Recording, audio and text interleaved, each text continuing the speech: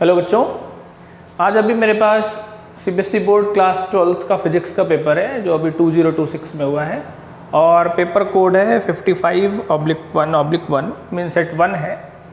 तो उसके कुछ क्वेश्चंस, ये सामने पूरा पेपर है, आज हम लोग पूरा पेपर सॉल्व करेंगे। जल्दी जल्दी एमसीक्यूज हैं, पहले निपटा लेते हैं। कह रहा है in a region the electric potential V varies as a V equal 10 minus 50x where V is in volts and x is in meters, the electric field in a region। हम सारी जाहिर सी बातें जानते हैं, E equal minus dV upon dx। तो E equal minus dV upon dx करेंगे तो option इसका C बनेगा। जल्दी जल्दी ऑप्शंस पे आते हैं, आप लोग टिक कर लें। ये क्वेश्चन हमारा करा हुआ क्वेश्चन था, कई बार किया है हमने। A conducting wire connects to charge metallic spheres A and B of radii R1 R2, distance between them is very large as compared to radii। Ratio of electric field चाहिए और सरफेस पे ए and B पे। पहले potential equal करके आप लोग निपटा लेते हैं, इसका ऑप्शन आएगा बी। तीसरे क्वेश्चन पे आते हैं। कह रहा है long straight wire of circular cross section radius A carries a steady current I, the current is uniformly distributed. Question आपके सामने दिया हुआ है, सब ऑप्शन सी आएगा, सीधा कॉन्सेप्चुअल बेस्ड क्वेश्चन है ये। ठीक है, अगले क्वेश्चन पे आते हैं। क्वेश्चन नंबर 4 देखिए, मैं बिना पढ़े इनके ऑप्शंस पर टिक करता हूँ, इसका स्ट्रेट आना चाहिए। क्वेश्चन फिफ्थ का आना चाहिए wavelength half, frequency remains unchanged, क्योंकि क्वेश्चन में बाकी चीज़ें की वजह फ्रीक्वेंसी कभी चेंज नहीं होती। LCR सीरीज सर्किट की बात कर रहा है, 5√2 इसका आंसर आएगा, सॉल्व किए हुए कॉन्सेप्ट हैं। 7th क्वेश्चन की बात करता है तो 7th में आपका फर्स्ट ऑप्शन आएगा, ये गिवन है। अगले क्वेश्चन पे आते हैं। क्वेश्चन नंबर 8 का डी है 4D। 9th सीधा 2 पार्ट में आपका कट कर दिया है, तो इसका 20 बन जाएगा, डबल हो जाती है फोकल लेंथ, पुराना क्वेश्चन है। 10th क्वेश्चन है, इंडिपेंडेंट वेव्स गिवन है, तो इसका फर्स्ट, थर्ड और फोर्थ बनना चाहिए, जो सी ऑप्शन मार्क कर रहा है। 11th क्वेश्चन पे आते हैं। 11th भी सॉल्व किया हुआ क्वेश्चन है, डी ऑप्शन आएगा इसका। ये क्वेश्चन पेपर कोड रख लेना, 55/1/1 है, ध्यान रखना। सेट 1 की बात चल रही है, जो आप किसी और सेट की चले जाओ। तो क्वेश्चन नंबर 12th का इसका सी आता है, diffusion and drift current are equal and opposite. 13th की बात करते हैं, ये एसएसएल रीजन क्वेश्चन है। 13th में आप कहता है कि atom have a net magnetic moment, current loop does not always behave as a magnetic dipole। नहीं है, गलत है, इसका दोनों गलत होंगे, इसका डी आना चाहिए 13th का। 14th की बात करते हैं।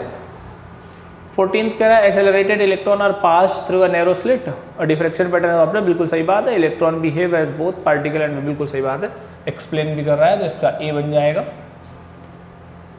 15th की बात करते हैं। 15th कह रहा है कि mass of nucleus is less than the sum of masses of, बिल्कुल सही बात है, neutron plus proton minus nucleus होता है। Energy is observed when nucleons are bounded together to form a nucleus. नहीं, एब्जॉर्ब नहीं होती, दोनों कंडीशंस बन सकती हैं, तो इसका सी बनना चाहिए, सेशन सही है, रीजन गलत है। 16th आते हैं। 16th कह रहा है कि in a Bohr model of hydrogen atom energy level discrete quantize, बिल्कुल सही है। Hydrogen atom the electrostatic force on the electron provide necessary centripetal, बात सही है लेकिन एक्सप्लेनेशन नहीं है, तो इसका बी बनना चाहिए। बड़े प्यार से समझते रहना, पेपर बहुत बढ़िया आया था, एक एक लाइन समझते हैं। 17th क्वेश्चन में आपको करना क्या है, सबसे पहले सिंपल क्वेश्चन का फंडामेंटल यूज कर लेना है। In a photo electric experiment the emitter plate is irradiated with a radiation of 200 nanometre, the photo current becomes zero. ये बात समझो, photo current becomes zero when the collector plate is at -0.8 volt. Calculate the work function in terms of that. ठीक है, सीधा question लगा दो इस पे, hc/λ mean Einstein photo electric equation कि h नहीं होती है अपनी W plus kinetic energy maximum, इसकी जगह यूज कर लो hc/λ, W चाहिए, और काइनेटिक एनर्जी की जगह आप क्या लिख सकते हो, EV0। यहाँ से वर्क फंक्शन आ जाएगा और जो हमने सॉल्व किया है वो आ जाएगा आपका माइनस मेन प्लस का 5.4 इलेक्ट्रॉन वोल्ट के आसपास आंसर आ जाएगा। बेसिक क्वेश्चन था, इसमें आइंस्टाइन इक्वेशन लगनी है, इससे ज़्यादा कुछ नहीं होना।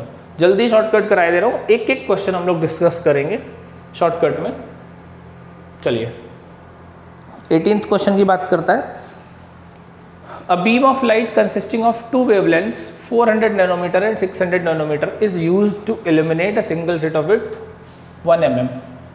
Find the least distance of the point from the central maximum where dark fringes due to both wavelengths coincide on the screen placed 1.5 meter from the slit. कोई दिक्कत नहीं होनी चाहिए इसमें, आपको सीधा फॉर्मूला यूज़ कर लेना है n lambda 2 equal n plus 1 lambda 1, जिसको आप d साइन थीटा पढ़ते हो डिफ्रैक्शन पैटर्न में। ये d sign theta equal n lambda 1 n1 lambda 1 equal n2 lambda 2 पढ़ते हैं ना, वहाँ से आप निकाल लेंगे तो n आ जाएगा आपका 2। n के 2 आते ही आप वैल्यू पुट कर दें।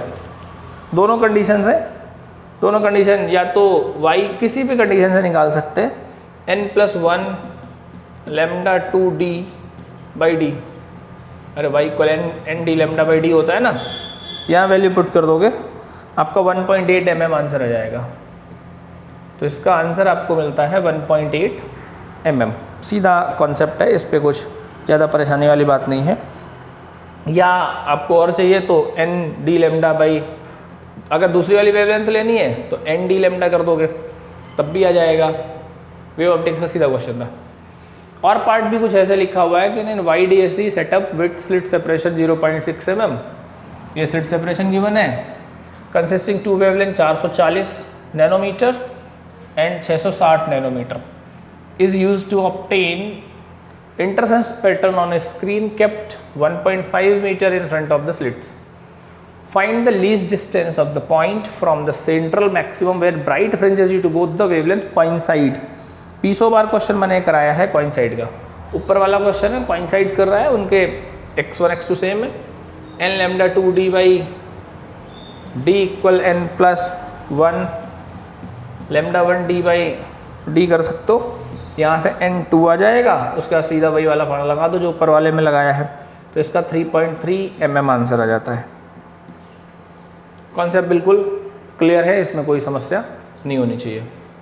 अगले क्वेश्चन पे आते हैं 19th पे, क्योंकि बेटा अभी मेरा काम सॉल्यूशन समझाने का नहीं है, अभी आप अपना पेपर उठाओ, जो आप करके आए हो सही गलत आपको पता होगा, टिक कर लो कितने मार्क्स बन सकते हैं। क्वेश्चन नंबर 19 देखिए, कह रहा wire of length L is bent round into A square coil having and turns and a circular coil having and turns. The coil in both cases is free. यार इसमें yellow colour चलेगा सही सा? हाँ दिख तो जाएगा, इससे भी कर सकते हैं ब्लैक के साथ। एक स्क्वायर कॉइल है और एक सर्कुलर कॉइल है। Coil in both cases is free to turn about a vertical axis coinciding with the plane to the coil, uniform horizontal magnetic field and carry the same currents. Find the ratio of maximum value of torque. Square की और circular की क्या है change होगा, area change हो जाएगा, तो दोनों के टॉर्क बदल लो। मैक्सिमम टॉर्क क्या होता है, टाउ इक्वल NIAB, तो दोनों के रेशियो में डाल दो। तो NIB तो सेम है, A1 A2 तो बदलेंगे ना, टाउ 1 अपॉन टाउ 2 क्या हो जाएगा, A1 अपॉन A2। बाकी तो सब कट गया, बाकी सब कटने के बाद हमारा क्या आ जाएगा भाई, एक क्या है, एक square coil.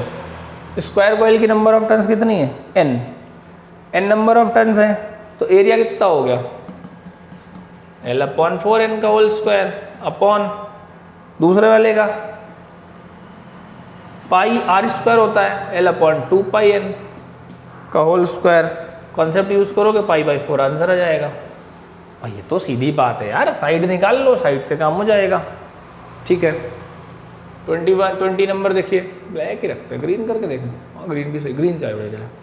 What is the order of magnitude of drift velocity. ये बच्चा ये ना, ये थोड़ा सा हो सकता है कई बच्चों ने इसको ना पढ़ा हो, इससे कई सारे आंसर बन सकते थे। वैसे तो mm पर सेकेंड में होता है 10 की पावर माइनस समथिंग, तो अगर आप फ्यू mm पर सेकेंड या 10 की पावर -3 या 10 की पावर -7 लिख के चले जाते तो काम हो जाता। आप mm पर सेकेंड में अगर आपने कुछ भी वैल्यू लिख दी है, या 10 की पावर के आसपास, mm पर सेकेंड के आसपास कुछ भी वैल्यू लिख दी है तो आंसर कंसिडरेबल होगा। कह रहा है deduce the relation between electric current and drift velocity. I equal N E V D का डेरिवेशन है, ये हम सब ने 20 बार करा होगा। I equal N E V D का डेरिवेशन आपने पढ़ा हुआ है, और एक करंट इलेक्ट्रिसिटी में इसका डेरिवेशन होता भी है ये वाला, और वो जो करते थे ई वी टाउ अपन एम एल। तो 2 डेरिवेशन है जिसमें ये इस बार आया था। अगला क्वेश्चन कह रहा है draw the plot of potential energy of pair of nucleons as a function of their separation, write two important conclusions that can be drawn. तो ये ना, ये आपने एटम न्यूक्लियाई में ये कंडीशन पढ़ी थी, ऐसे वाला, ये ग्राफ पढ़ते हैं ऐसे, ये ग्राफ, जिसको अगर जो यहीं ऑफलाइन सेशन में ही थे उनको मैंने 0.4 0.8 की कहानी बताई थी कि कब मिनिमम होगा कब मैक्सिमम होगा। तो वही minimum at distance 0.8 to fermi, attractive at distance 0.8 fermi, force is repulsive, 2 conclusion देने थे। प्योर थ्योरेटिकल न्यूक्लियाई का क्वेश्चन था, अब से हो जाना चाहिए था ये वाला क्वेश्चन। सेक्शन सी पे आते हैं। Using Gauss law derive the expression for electric field at a point due to uniformly charge infinite plane sheet. Plane sheet का डेरिवेशन है सिग्मा अपॉन 2 एप्सिलॉन नॉट, ओहो, equal sigma upon 2 epsilon naught, इसका derivation था इस पे। कह रहा है 2 large thin B part, 2 large thin sheets having surface charge density sigma are head close and parallel to each other in air. What is the net electric field inside? देखो 2 large thin plane sheet having surface charge density sigma, दोनों में same है, like charge वाला। अगर अच्छे से याद हो तो लाइक चार्ज वाली कंडीशन हमने करी थी ऐसे, इनसाइड और आउटसाइड, इनसाइड और आउटसाइड पूछिए। इलेक्ट्रिक फील्ड की मैंने डायरेक्शन समझाई थी यहाँ पे। आपका एक ही फंडामेंटल है, प्लस से दूर माइनस के पास, तो अंदर क्या हो रहा है, अपोजिट है एक दूसरे के, तो sigma by 2 epsilon not minus sigma by 2 epsilon not 0 आ जाएगा, और आउटसाइड में दोनों ऐड हो जाएंगे तो सिग्मा बाई एप्सिलॉन नॉट आ जाएगा। ठीक है, और पार्ट देखो, obtain the condition of balanced Wheatstone bridge. Obtain मतलब डेराइव करनी थी आपको, डायग्राम बना के यही P upon Q equal R upon S का डेरिवेशन करना था, होपफुली हो गया होगा। इसका बी पार्ट कह रहा है find the net resistance of network of resistors connected between A and B. ये व्हीटस्टोन का फंडामेंटल डायग्राम होता है ऐसे वाला। ये जब हम लोग सवाल करते हैं तो 20 बार इस क्वेश्चन को करते हैं ऐसे, यही डायग्राम बनता है। या अगर आपका ये इतना है और ये इतना है, देखो ये बाहर भी निकला हुआ है कुछ, है ना, ये ए हो गया, ये बी हो गया, ए का ये कितना हो गया 2R हो गया, ये कितना हो गया R R R R R, और ये कितना हो गया 3R। तो ये चीज़ क्या है, ये चीज़ मतलब ये वाली यहाँ से लेके यहाँ तक, ये व्हीटस्टोन की बैलेंस्ड कंडीशन है क्या? हाँ, P upon Q equal R upon S. तो ये वाला निगलेक्ट हो जाएगा, इसको हटा देंगे। इसको हटाने के बाद ये R और R 2R हो गए, ये R और R 2R हो गए, 2R और 2R R हो गए, तो इसका आंसर तो R आ गया। अब R 2R और 3R तीनों सीरीज़ में हो गए, तो 6R आंसर आ गया। यही आना चाहिए सर। मैंने सॉल्व तो किया था यार इस पेपर में, कितना आ रहा है चेक करके बताया दे रहा हूँ। हाँ 6R आंसर है, 6R इसका आंसर आ जाएगा। चलिए 23rd क्वेश्चन देखिए। 23rd कह रहा है कि parallel plate capacitor capacitance C has a dielectric slab between its plate it is charge. ये थोड़ी सी ना इस क्वेश्चन की लैंग्वेज हल्की सी ऐसी है जो बच्चा कंफ्यूज हो जाएगा इस लैंग्वेज में, ये क्योंकि ये वाली जो बात लिखी है, ये if the dielectric slab is now withdrawn from the capacitor, हटा भी दी गई है और हो सकता है बच्चों ने गड़बड़ कर दिया हो। तो डिफरेंट क्वांटिटीज़ में क्या क्या चेंज आएगा, तो कैपेसिटेंस डिक्रीज हो जाएगा। इस सिचुएशन में हट गई है ना, तो डिक्रीज होगा। हो सकता है बच्चे गलत करके आ गए हों, हट गई है। पोटेंशियल के टाइम्स हो जाएगा, पोटेंशियल सॉरी एनर्जी, और पोटेंशियल आपका के भी उल्टा हो जाएगा जो पहले वाला होता है, क्योंकि हटाई है। तो हटाइए तो कैपेसिटेंस डिक्रीज हो गया, एनर्जी इंक्रीज हो गई, पोटेंशियल के टाइम्स हो गया। करी हुई बातें। अगले पेज पे आते हैं, नेक्स्ट क्वेश्चन है। ये सवाल ना बच्चा देख के डर गया है, सवाल में ज़्यादा खास नहीं था। जब इसको हमने सॉल्व करा तो कोई ज़्यादा टिपिकल क्वेश्चन नहीं। देखो फिगर शोज है narrow beam of electron entering with the velocity of इतना, ये दे रखा है v, ठीक है, symmetrically through the space between two parallel horizontal planes p1 dash से p2 डैश तक दे रखा है, केप्ट 2 सेंटीमीटर अपार्ट। कह रहा है each plate is 3 centimetre long, calculate the potential difference v applied between the plates so that the beam just strikes the end two. इसमें आपको करना क्या है, सबसे पहले तो कॉन्सेप्ट समझ लो। अगर मैं देखूं तो ये ऐसे आ रहा है, ऐसे तो क्या है, प्रोजेक्टाइल बना रहा है। अगर प्रोजेक्टाइल बना रहा है तो इक्वेशन ऑफ इलेक्ट्रिसिटी मतलब इक्वेशन ऑफ प्रोजेक्टाइल यूज कर लो सीधा। उसके लिए चाहिए क्या क्या, सबसे पहले एक्सेलरेशन चाहिए, तो एक्सेलरेशन निकाल लो। ए इक्वल क्या होता है, क्यू वी बाई एम, भाई एफ इक्वल एम में इक्वल क्यू वी होता है। तो ई ए नहीं है तो हमारे पास क्या हो जाएगा, Q V upon M L हो जाएगा, ठीक है। टाइम प्रोजेक्टाइल पे निकालते हो आप, distance upon velocity along X axis. अब प्रोजेक्टाइल इक्वेशन यूज कर लो। अरे हाफ ए टी स्क्वायर होता है, S equal U T plus half A T square, तो वैल्यू पुट करो। ए कितना है, Q V by M L, और टी स्क्वायर मतलब एक्स बाई यू एक्स का होल स्क्वायर। सब कुछ गिवन है आपके पास, सारी डिटेल्स गिवन है। अब डिटेल्स में क्या क्या गिवन है देखो। अब हमें चाहिए क्या, हमें चाहिए v, तो पोटेंशियल निकाल लो। यहाँ से निकालना क्या है, हाँ, कैलकुलेट द पोटेंशियल डिफरेंस, ये v चाहिए तो इसको निकाल लो। v इक्वल वैल्यूज पुट कर देना, सारी वैल्यू पुट करते ही आंसर आपके सामने चमक जाएगा। और आंसर में लिखे दे रहा हूँ, पोटेंशियल इसका आया था मेरे से कैलकुलेट होके 2.275 10⁻³ वोल्ट, लगभग यही आंसर आएगा। एक बार सॉल्व भी कर लेना, ना आए अगर यही आंसर आ रहा है तो कमेंट कर देना, और ना आए तो बता देना, हो सकता है कि कुछ गलत किया हो, लेकिन ट्राई जरूर करना क्वेश्चन, ध्यान रखना इस बात का। चलिए अगले क्वेश्चन पे आते हैं, 25 नंबर। ये पूरा क्यों नहीं आ रहा भाई, आना चाहिए इसको। अच्छा इतना ही है, ठीक है। 25 नंबर क्वेश्चन। 25 क्वेश्चन कह रहा है कि AC वोल्टेज गिवन है 12 sin 100 pi TV is applied between the A and B in a network, 2 ideal diode, 3 resistors shown in figure. During the positive half cycle, the input voltage Vi is applied to the network. Identify which of the following diodes will conduct and why. Read out the equivalent diagram और calculate the input voltage. तो पहले diagram देखते हैं, सबसे पहले का देखते हैं कौन सा कंडक्ट करेगा। भैया नियम है, फॉरवर्ड बायसिंग करती है, रिवर्स बायसिंग नहीं करती है।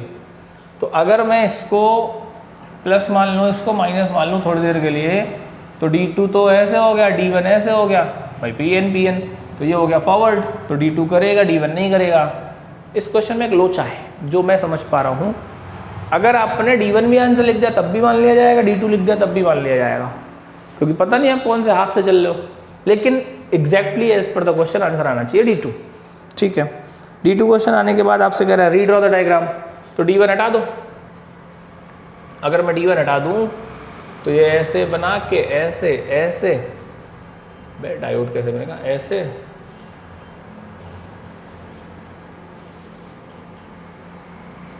ये बोला है रीड्रॉ करने के लिए, कुछ और रीड्रॉ मत करिए आना, ऐसे बन जाएगा आपका रीड्रॉ डायग्राम। हाँ यही बोला है ना, read off the equivalent diagram to show the flow the current, ठीक है। Calculate the output voltage drops V0 चाहिए across 3 resistors when input voltage attains its peak value. Input voltage attains its peak value, peak value ये दे रखी है 12 volt. तो इनके resistances लिखो, 1 kilo ohm, 2 kilo ohm, 3 kilo ohm, ठीक है। ये दोनों कैसे हो गए सर, सीरीज हो गई, ये इसके साथ कैसे हो गया, पैरेलल हो गया। तो नेट रेजिस्टेंस निकाल लो। नेट रेजिस्टेंस निकालने के बाद आप वैल्यूज पुट कर दो। तो नेट रेजिस्टेंस के बाद आपकी जो वैल्यूज आएंगी वो मैं लिखे दे रहा हूँ, VRP, VPB, VRB, ये तो 12 वोल्ट ही है, ये 8 वोल्ट आएगी, ये 4 वोल्ट आएगी। अल्टरनेटिवली अगर जिसने स्टार्टिंग में आइडेंटिफाई में D1 लिखा होगा तो वो D1 लेके चलेगा। देखो दोनों बातें समझ लो। अगर आपने D2 लिखा है यहाँ पे, मान लो D2 लिखा है, तो आपको ये वाला डायग्राम बनाना है। अगर इसी में आप D1 लिख देंगे तो आपको ये हटा के फिर ऐसे लेके जाना पड़ेगा। ठीक है, वो डिपेंड करता है आपको करना क्या है। ये ध्यान रखना इस बात का, आपने किया क्या था, उस हिसाब से मार्क्स मिलेंगे, नहीं तो काट दिए जाएंगे मार्क्स।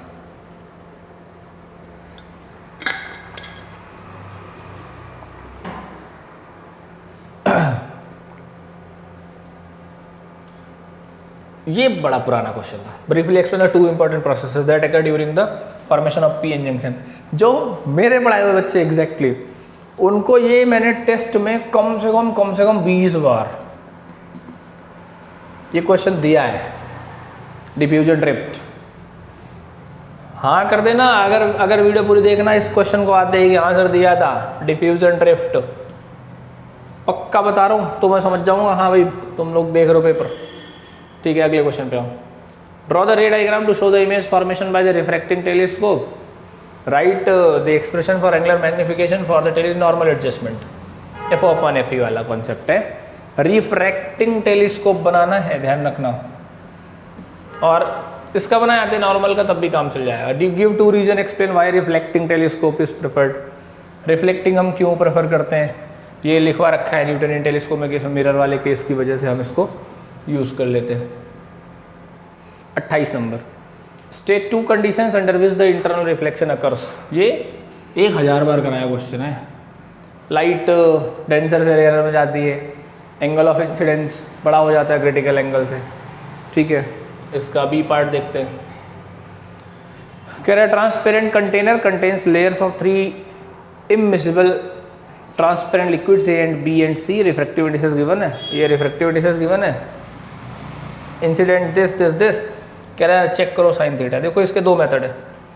पहला मेथड तो आप कर लेते किससे, डायरेक्ट वो डिफरेंस बना के कि मल्टीपल मीडिया से, और दूसरा आप कर सकते थे इसका TIR बना के।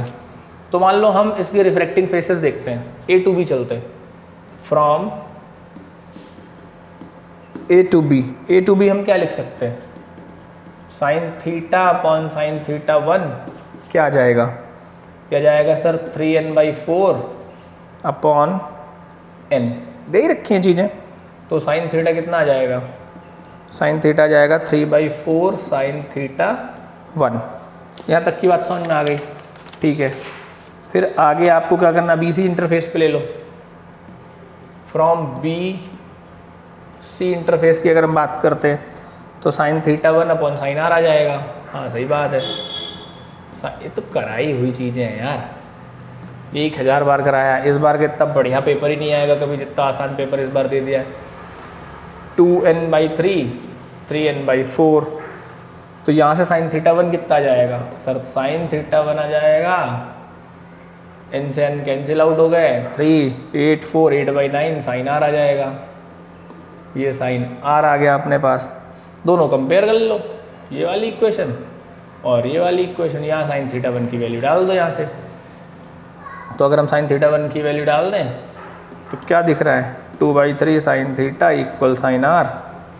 यहाँ से साइन थीटा क्या आ गया, 2/3। ग्रेस कर रहा है, यही कह रहा है सवाल। ठीक है,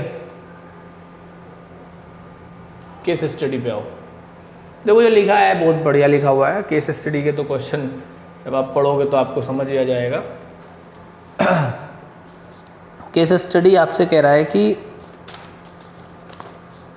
हाँ 29 number, torque on the coil remains constant irrespective of the coil's orientation during the rotation to radial magnetic field. पट्ट से आंसर दोगे। दूसरा, the best way to increase current sensitivity of a galvanometer increasing the number of turns. बिल्कुल सही बात है ना, ये भी C/phi पढ़ते हैं हम। Third, a moving coil galvanometer has a coil with area of cross section A दे रखा है, नंबर ऑफ टर्न्स दे रखी है, रोटेटिंग B दे रखा है, टॉर्क चाहिए, 5 एम्पेयर करंट इसमें पास करा रहा है। 0.25 न्यूटन मीटर आंसर आया था। कहाँ है 0.25, वो देख लेना, सॉल्व करके आया है। और में भी है कोई।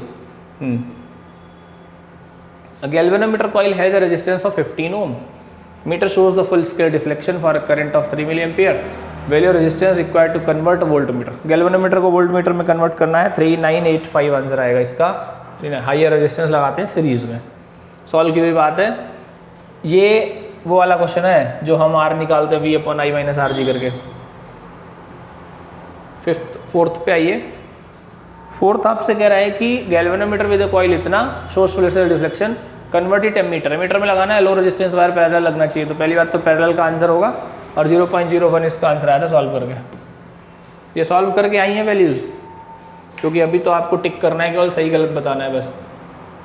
Researcher performs an experiment dot dot dot dot full stop. Question पे आओ सीधा, क्वेश्चन पे आओ। Answer the following. First from the graph इसका आएगा बच्चा C, H_1 H_2। सेकंड का A आएगा,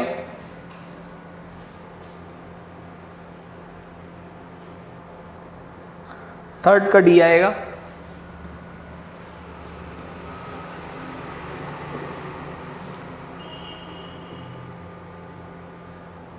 फोर्थ का C आएगा 2/3। अच्छा नीचे वाले का पढ़ लिया मैंने, 2/5। हाँ, और इसका आएगा ME A। ठीक है, केस स्टडी हो गई भाई। ये आसान थे, मज़े आ गए भाई सवाल देख के।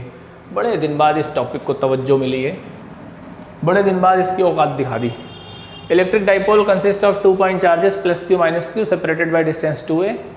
बेटा मैं अभी कह रहा हूँ लक्की मानो, CBSE बोर्ड का पेपर ऐसा आ गया है, लक्की हो कि इतना बढ़िया पेपर, इतने बढ़िया डेरिवेशन वगैरह भी लग गए हैं, नहीं तो हाल खराब हो जाते हैं बोर्ड फिजिक्स का पेपर देख के।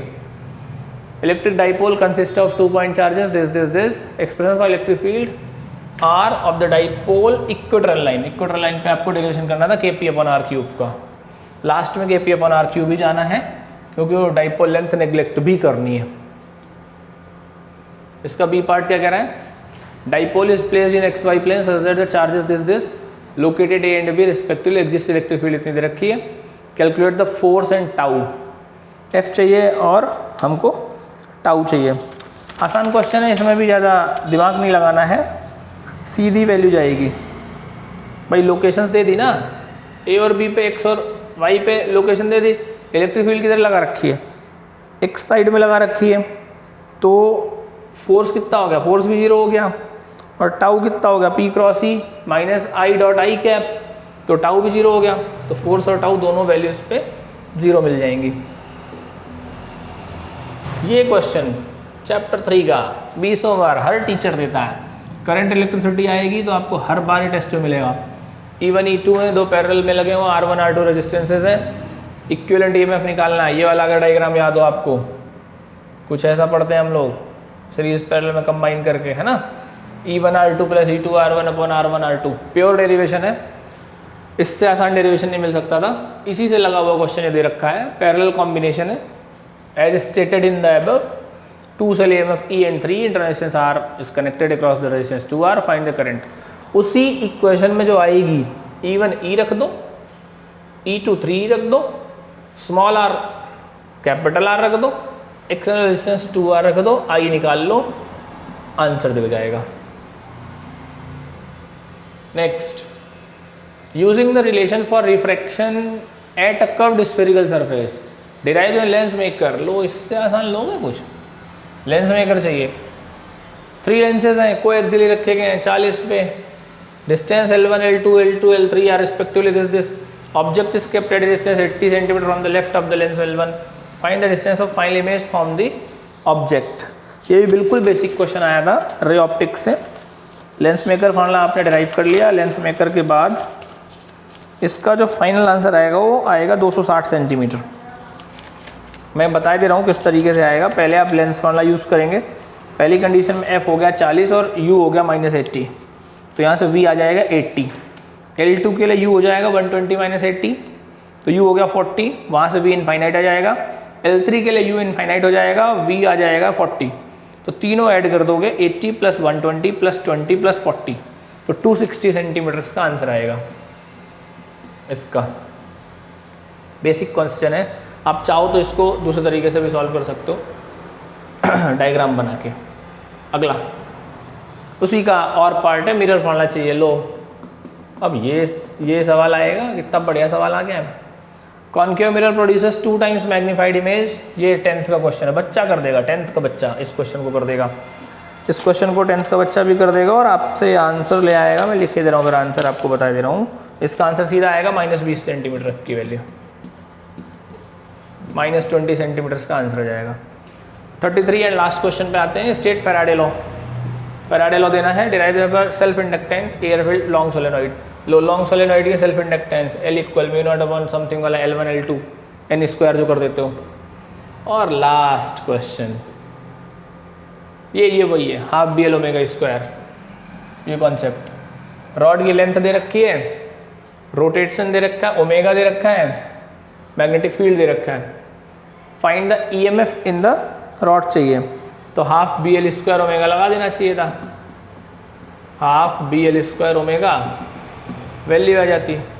उससे नेक्स्ट ट्रांसफॉर्मर आया है, बताओ 1000 बार पूछा जाता है, इसलिए फंडामेंटल्स की प्रैक्टिस बनाए रखें। इसका बी पार्ट देखो, कह रहा है the ratio of number of turns in the primary to the secondary of the ideal transformer is, ये नंबर ऑफ टर्न्स दे दी NP/NS, 5 किलोवाट पावर दे दिया, वोल्टेज दे दिया, IP चाहिए और VS चाहिए, तो IP और VS पटापट निकाल लो खट से। IP और VS के लिए भाई P इक्वल आप क्या करोगे, VP IP कर लो। दे रखी हैं चीज़ें, 5000 5 किलो दे रखा है ना, 200 IP कितना आ गया 25, कितना आएगा, हाँ 25 तो आएगा एम्पेयर, ठीक है। अब NP/NS इक्वल VP/VS लगा दो, यहाँ से VS आ जाएगा 1000 वोल्ट। बेटा ये था पेपर, सॉल्व करना। जो क्वेश्चन ना आया हो कमेंट में ज़रूर बता देना, उसको सॉल्व करा दिया जाएगा दोबारा से।